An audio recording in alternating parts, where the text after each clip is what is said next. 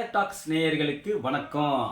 ஒரு சுவாரஸ்யமான விஷயம் ஒன்று சிக்கியிருக்கு. என்னன்னு கேட்டிங்களா, நம்மளுடைய அமைச்சர் தாமோ அன்பரசன் இருக்கார் இல்லையா, அவர் கடந்த 5ஆம் தேதி பல்லாவரத்தில் அந்த கழிவு நீர் கலந்த குடிநீரை குடிச்சிட்டு இறந்து போனாங்க.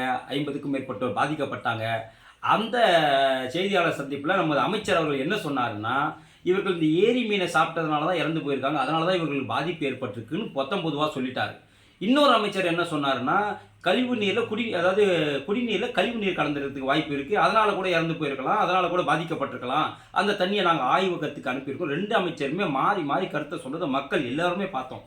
அது இல்லாமல் இதில் ரொம்ப முக்கியமான விஷயம் என்னென்னு பார்த்தீங்கன்னா, அந்த ஆய்வகத்தோட ரிப்போர்ட் இன்றைக்கி வந்துருச்சு. இன்றைக்கி தாமோ அன்பரசன் சொன்னது உண்மையா இல்லை மா சுப்பிரமணியன் சொன்னது உண்மையாங்கிறது வெட்ட வெளிச்சமாயிருச்சு. அந்த அந்த கிங் இன்ஸ்டியூட்லேருந்து வந்த ஆய்வகத்தினுடைய அடிப்படையில் என்ன சொல்லியிருக்குன்னு பார்த்தீங்கன்னாக்கா, அந்த அறிக்கையில் இந்த குடிநீரில் ஒரு சில குறிப்பிட்ட பாக்டீரியாக்கள் இருக்கக்கூடாதுங்கிறது ஒரு விதி.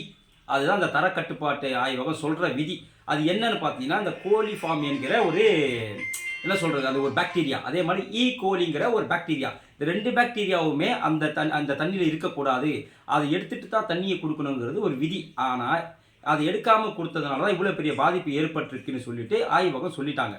ஆனால் அன்பரசன் அவர்கள், அதாவது மாண்புமிகு அமைச்சர் அன்பரசன் அவர்கள் என்ன சொன்னாராங்கன்னாக்கா, அவங்க ஏரி மீனை சாப்பிட்டதுனால தான் இறந்துட்டாருன்னு சொன்னாங்க. இதில் முக்கியமான விஷயத்தை நம்ம புரிஞ்சுக்கணும்.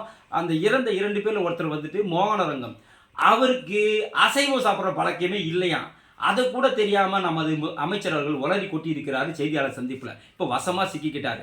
அதனால் இந்த ஆய்வகத்தில் அந்த அறிக்கையில் என்ன, அது இல்லாமல் ஒரு முக்கியமான கருத்து என்ன சொன்னாருன்னா, அந்த மாதிரி தண்ணியை குடிச்சிருந்தாக்கா எவ்வளோ பேர் பாதிக்கப்பட்டிருக்கணும் தெரியுமா, நீங்கள் இன்னமும் 4-5 பேருக்கு இப்படி கழிவு நீர் கலந்துச்சுன்னு சொல்கிறீங்களேன்னாரு.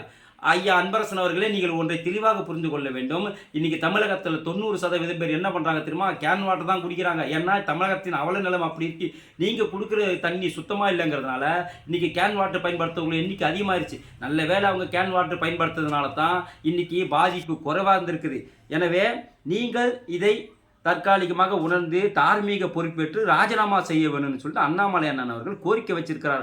அவர் மட்டும் இல்லை, நிறைய பேர் நீங்கள் பேசுனது தவறு, பேசின கருத்தை வாபஸ் வாங்கணும், அது இல்லாமல் நீங்கள் ராஜினாமா பண்ணணும்னு சொல்லிட்டு இன்றைக்கி கோர்ட்லலாம் உங்கள் மேலே வழக்கு தொடர்றதுக்கும் உங்கள் மேலே எஃப்ஐஆர் ஃபைல் பண்ணுறதுக்கு போலீஸ் ஸ்டேஷனுக்கெல்லாம் கூட இன்றைக்கி அந்த மாவட்டத்தை சார்ந்த நிர்வாகிகள் போக தகவல் வந்திருக்கு.